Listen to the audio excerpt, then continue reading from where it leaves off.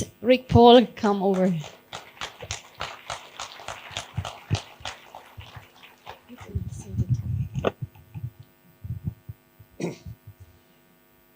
Dear friends, what can I say after such an introduction? It's my big sin that I even like it. I apologize. If you look at the program, I stand between you and the tea break. Sorry for that. We go through it quite quickly. Now, the organizational committee gave me the title of the topic, Bridging the Generation Gap. Where do I put it?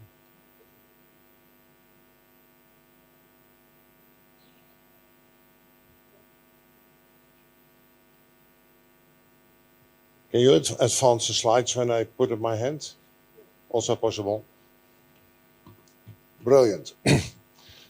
Generation gap, the difference in thoughts, action, and tastes between two generations. Simple definition. And to build a bridge, both sides need to work. And this is a clear picture in which both sides are working hard. Both sides have an overall picture, and both sides want to reach each other. This is the ideal situation. But if you talk to students, and over the last 10 years, I've talked to many residents and many students, although in the more Western culture, but the picture is totally different. Next slide. This is how they see the future. This is how they think they should bridge the gap. And there are several factors creating the fog. It was the COVID pandemic in the last years. I think, and we will briefly talk about that, there are some changes in faith, in theology. We can blame the present culture and also the use of our time. And we will briefly discuss each aspect. It's like what we did when I was young, ice flake jumping on the river. No longer possible due to the climate change. But in the old days, you would try to reach the other side by quickly jump from one flake to another. You have to touch briefly and keep moving. And that's what we will do. Touch briefly and keep moving. Next slide. Now, the recent pandemic, the bad news is it was a real big crisis for you. There was loss of family and friends, loss of contacts, loss of travel, teaching, and opportunities. There's also some good news. You are young and still alive, and you're optimistic, and more important, God is still God. Now, my question to them and to you is, how did you react during the pandemic? With depression, retreat, complaining? Residents should complain, otherwise they're ill. Feeling lost? Or were you thinking, reflecting, expecting? Every crisis brings a new situation. Were you preparing? Or could it be that the pandemic brought to the surface what was already going on for a long time?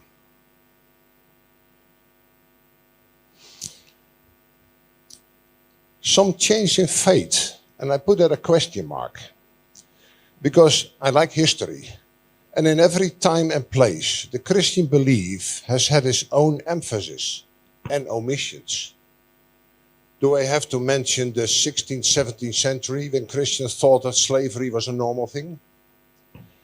But in the older days, there was a lot of emphasis on the work of Christ, on God. And history is the working out of God's plan in this world. And He will use you and me to fulfill that plan. But the most important part is God.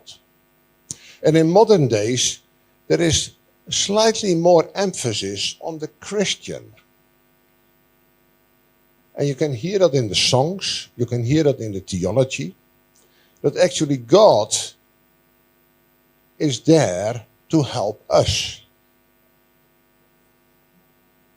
Evangelicals, and here I tease a little, evangelicals may suffer most because they have a very strong loving Father notion. And of course God is, but He's more than that. And because of this strong notion, they expect a direct answer from God for every decision they have to take. And I can tell you, it rarely happens. It's not God's usual way to deal with you. He will speak through His Word. And that's why we need to read the Bible, but also study the Bible. But if you wait for direct answers from God, you'll become anxious. You may feel lost. And it's happening to a lot of students. Now, how do they try to see God's answer, finding God's will for their life? We see God's answer directly in dreams, in Bible verses, isolated Bible verses, or in special circumstances. We want the answer here and now. And we also expect Him to clear the roads in our life. And in some theology nowadays, you find that. If you serve God, He'll make you rich and famous. But if you read your Bible carefully, you study your Bible, nowhere in the Bible God promises a smooth life. A safe arrival, yes, but not a smooth life. Look at the lives of Joseph, Moses, Daniel, Esther, Apostle Paul. And yes, God will give you light, but usually for the next step. He will keep you dependent on Him. You get light for the next step, but not a clear view to the horizon. And maybe that's also His mercy, because we would be rather afraid. I even give sometimes a warning that I say, beware of those direct revelation. I'm a bit careful. We can easily be deceived. And then we read into the text what we want to read. Because it's our strong desire. And we look for texts that confirm our own desire. We can even, and that's worse, but I've seen it, we can try to manipulate others. God told me that you, God told me that we, and I think direct revelation should be tested. If God tells you that we, He will always go before you and also tell the other person. But what are the results of not getting those direct answers from God? Often God gets the blame. He didn't tell me what to do. He didn't provide the opportunity. And forgetting God's plan, then we are trying to feel at home in this world. And then the entertainment becomes important to fill the gap. Now, some thoughts in between. God, again, has revealed His will in the Bible. So study it. Don't flip through it for certain verses. Study it. And God does not have puppets or robots. He gave you a good brain. Otherwise, you wouldn't be here. You wouldn't be a student. He gave you a good brain. So use it. And always ask other people. There is wisdom in asking counsel. No one is smart as all of us. But that was the big problem of the pandemic, that people were very isolated and couldn't ask other people. We quickly go to the next factor, the present culture. In the Western culture, There is no longer a real truth or an absolute value. We don't need God. We don't need a God. We use science. But science only tells us how things are, how things work. And it does not have an answer on the why. Why am I here on earth? And to all of us, this is a very fundamental question. And it has major consequences. Modern Western civilization is the very first one in history to have no agreed answer on the purpose of life. But you're now made responsible for your own future. And when you talk to psychologists and other people, it's a lot about self-expression, self-realization, self-fulfillment, self-discovery. You can get it, so do it. Yes, you can. Yes, you can. But the opposite is, if you fail, then it's your fault. Then you're a loser. And it places a very heavy burden on the shoulders of young people. And the postmodernism, as we call it, also affects our learning. Why? Why should you learn facts? Why should you look back into history if there are no real truths? Just Google for the information and then decide what you do or how you react. But actually, we're getting a kind of fast food info. We're going from books to summaries, to outlines, to headlines, to tweets. And there are what they call the three big cats of internet. They're Google, Facebook, and Amazon. They determine what you will see and also how you see it. It's mainly headlines. It's not got a balanced view. And they use very clever algorithms to keep your attention. And I read what the CEO of Netflix said. We are competing with sleep. Now to students, I say, sleep is God's own medicine. You need that. But now you can do, in a very popular series, you can do binge watching to see everything one after the other. And a lot of people are using their phones even in nighttime. And the newest development is Mediaverse by Facebook, making virtual reality always available. And it's an easy escape to go into virtual reality. I said I like history. You go back to and see the life of Winston Churchill. In the middle of the Second World War, he went to America to ask for help and more help. And he gave a talk on Harvard. And just look, here was a man in the middle of the Second World War, already thinking on the time that would follow. And he said, the empires of the future will be the empires of the mind. And that's happening now.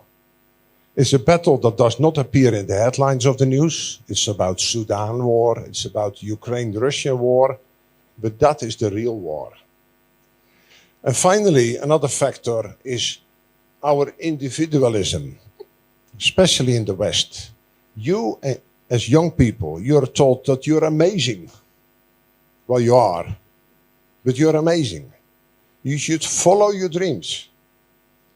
And no one should stand in your way. Find your true self and have the courage to live accordingly. Just compare that with the Christian thought of God calling you. So where do we stand? We grow up in a postmodernist culture. No real truth, no absolute values. We're getting more and more information. Yes, you, the young generation, have far more information than we get, than we have, and than we get. But little wisdom. and you're very lonely, you tend to be lonely in spite of all the tools for communication. I sometimes ask a resident, how many friends do you have? Well, they have 1,500 Facebook friends. I said, it means you have no friend. Life is seen as a journey with many flights. And if you miss one flight, the whole journey is lost. And if you make the wrong choice, we'll be unhappy all our life. And that's why young people postpone making decisions. Because what if you make the wrong choice? And this is a word I found, is an existing Greek word. No wonder we have the gay fearophobia. We have the fear of crossing the bridge.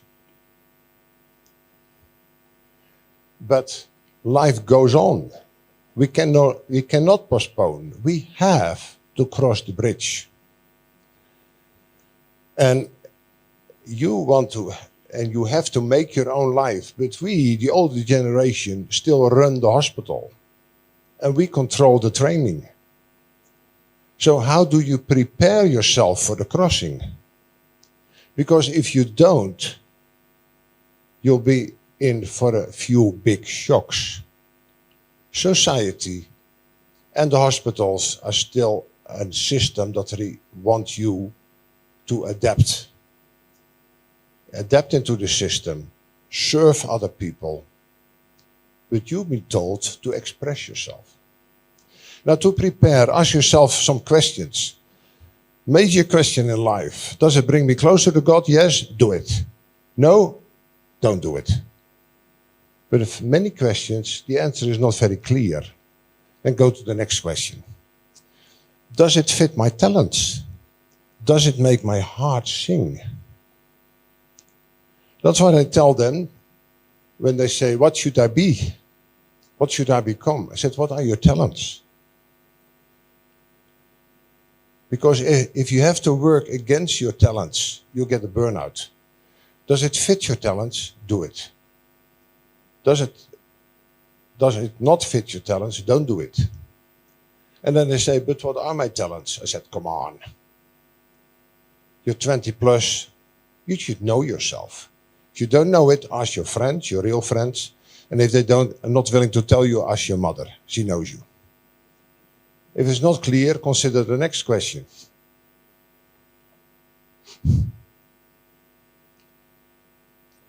Consider your non-negotiables and negotiables, like Daniel. Now, your negotiables are the things that define you. Your non-negotiables, sorry, that are the things that define you. That's how you are. That's who you are. Think about Daniel. He came to Babylon. He got a total reset by name and culture and everything. But there were certain things he was not willing to give up. What are you prepared to give up? What will you never give up? You may have another calling, for a family, making music, whatever. Whenever a resident who comes, or a student who comes, I want to be a surgeon. I sometimes ask them, what are you willing to give up? How much pain can you have? Because in order to reach the east, you have to leave the west. And another question I asked, what is your time management? How do you spend your time? And looking back, I'm no exception. Many hours of a day you waste. Looking back, you waste time. Entertainment, fun, trying to postpone decisions.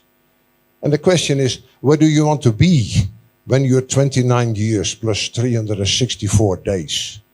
Tomorrow you will be 30. Where do you want to be? Whom do you want to be? Prepare. And of course, seek advice. Build your own tribe, people whom you can really trust. 2 or 3 good friends who will speak their mind.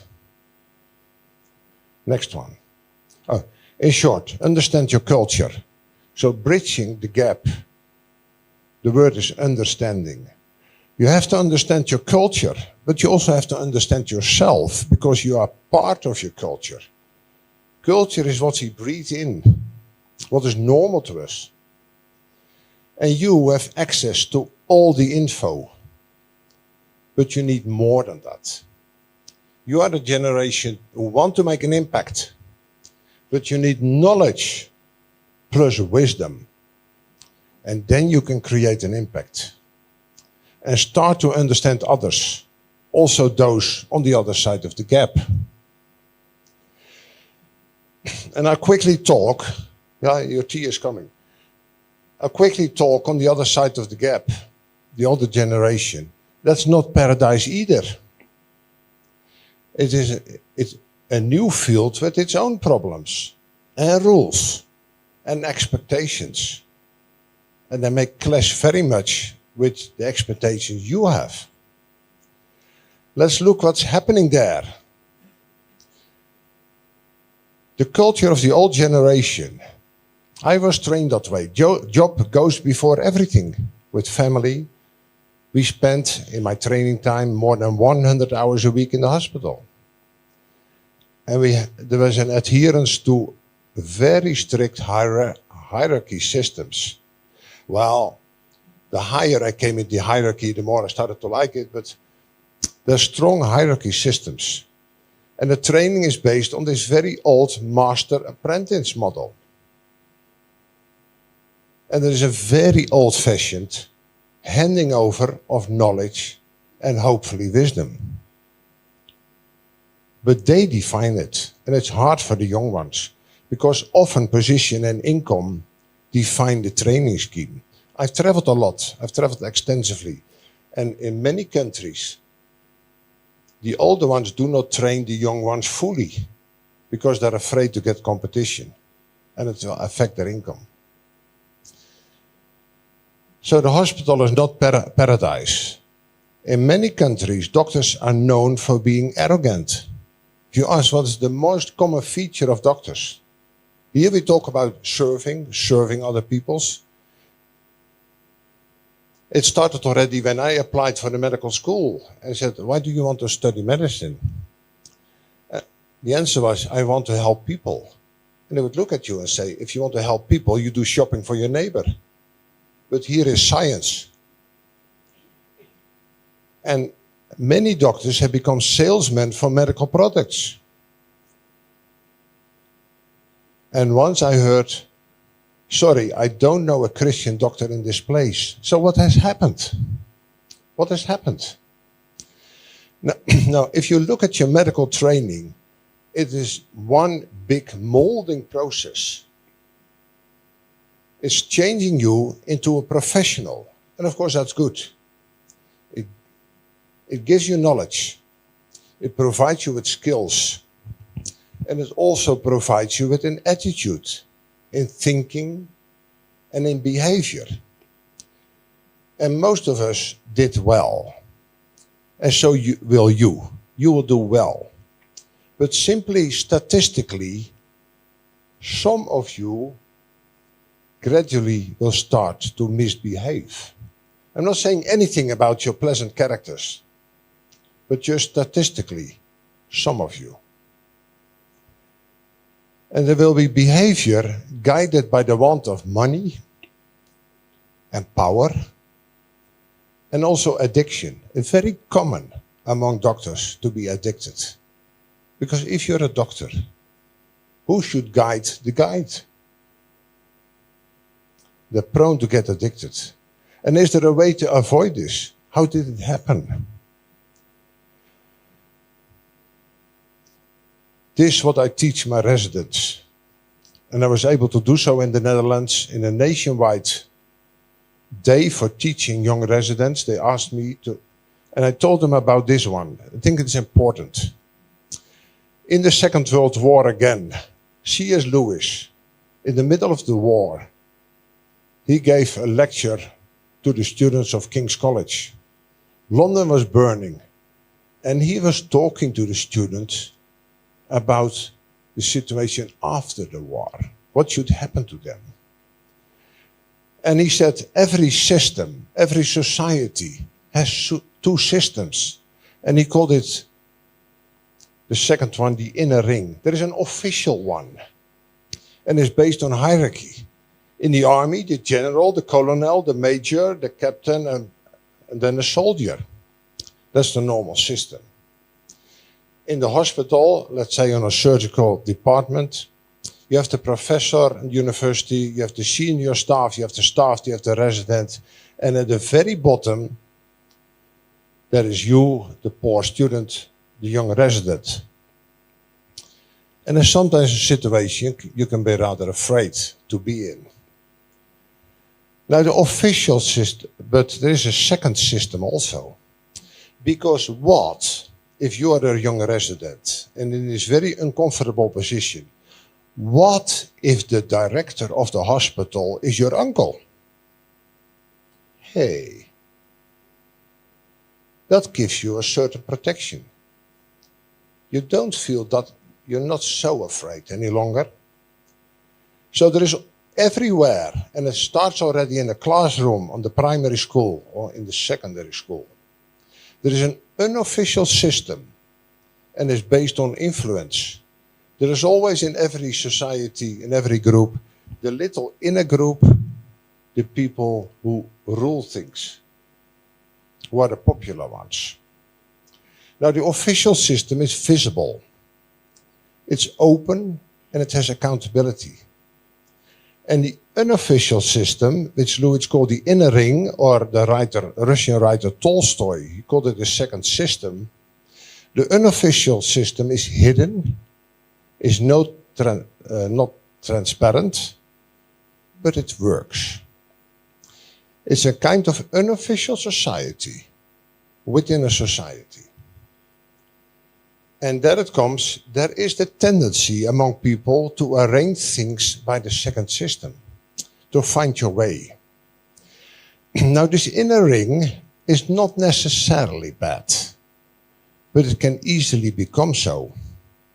Because you and I, we people, have a strong desire to belong to the inner ring. To know what's going on and to get accepted. People start to compromise their own values. Because they will sometimes approach you and they will say to you, well, we have looked at you and let's have a cup of coffee to chat about a few things. We need your help because you're a sensible person, and they will ask something from you that is not 100% fair. Not 100% correct. It's not a big mistake. It's not a big sin. But it's just not fair. And to get accepted, many people are willing to compromise their own values. And like I say, it starts with small steps, very gradually. And of course, the human mind, we have a lot of, a great talent for self-justification. Well, someone has to do it. Or if I don't do it, another one has to do it. Very common. If I don't do it, it may turn out even worse. I will be in a position that I can just more or less stop it or modify it or soften it. Or downright fear. What if I don't do it? You'll be rejected. And the fear of rejection by the inner ring to get accepted, but to be rejected because you say no is very, very difficult. And sometimes people get downright cynical. That, well, that's how the world turns. That's how it is. Next one. And the result is that good people may, step by step, end up doing very bad things. So what you should do, and that's maybe a good thing for the last day of the year, every year you ask yourself the question, am I still the doctor I wanted to be? every year ask yourself the question, what are my priorities? Is it about me, my career, money? Is it still the same when I wanted to be a doctor to help other people? Next one. Because I think this is a major pitfall. And I like the African proverbs. One does not have to learn how to fall into a pit. All it takes is the first step. The others take care of themselves. Now, bridging the generation gap. I'm really approaching the end. You know, that's the way of speakers to say that they go on for another half an hour, but I won't. Understand what creates the gap. In medicine, everything starts with a good diagnosis. And then start to build a bridge. Build a bridge and not a wall. That's what we easily do. And then start crossing the bridge. Start crossing the bridge, reflecting on what I said. Next one. And let me give you a poem. It's rather unusual for a surgeon, but I still like fairy tales and poems and everything. And it's quoted by King George VI from England before the Second World War. You know, I have something with the Second World War, with history. And you may replace gate with bridge. But the poem goes, I said to the man who stood at the gate of the year, give me a light that I may tread safely into the unknown. But he replied, go out in the darkness, put your hand in the hand of God, shall be to you better than light, safer than a known way. Next one. Dare to cross the bridge. Next one. I end with giving you homework. I'm not telling you to read a big book. I give you homework. You see where I have stolen everything from. You go to Google and you go for Rudyard Kipling, and there's a poem, If. It's just one page. And you read it carefully, and you read it again very carefully. And there's a lot of wisdom. He's not a Christian. But sometimes they can say very, very good things. If, one page. You go to Lewis, you Google for the inner ring, it's 7 pages. If you're very lucky, you get a layout with 6 pages. But usually it's 7. And you go to YouTube, and you Google for Prince Ahab, autocorrect humanity. He's a rapper, and I hate rap music. But he's good. It takes you 5 minutes. And you go to Rick Rigsby, and he talks to students on a graduation about making an impact. 10 minutes. And another graduation speech by William McRaven. He was an admiral of the American Marines. Make your own bed. Very, very practical advice. You can find anything between 10 minutes and 60 minutes. I would advise the 16 minutes, but the 10 minutes version will do. And then you go to a very good book, and it's available as an e-book. And otherwise, you can find it. You can get it by Amazon. And it's an e-book. Kevin DeYoung, Just Do Something. And he talked about young students and give them very practical advice about making choices, and you will recognize a lot, and you'll see where I have stolen it from. Next one. Thank you for your attention. Enjoy your tea.